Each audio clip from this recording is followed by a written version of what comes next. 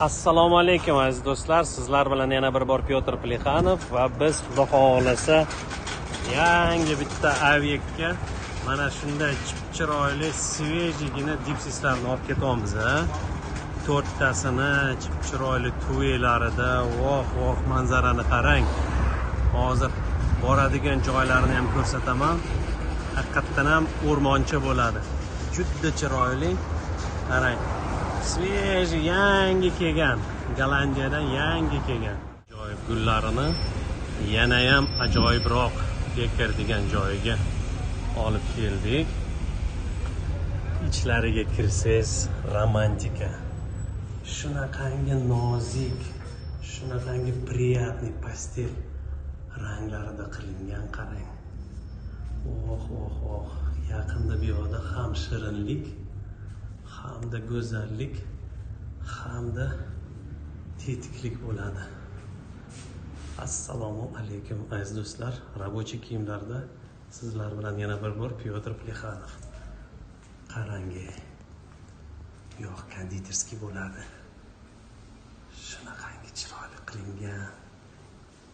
Bitta yana sekin muzikani qo'shib qo'yishsa, вообще chiroyli bo'ladi. Oh.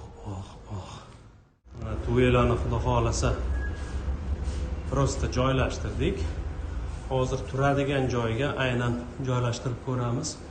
Lekin juda yaxshi ko'rinyapti, qarang. Bunaqa chiroyli devorlarning fonida.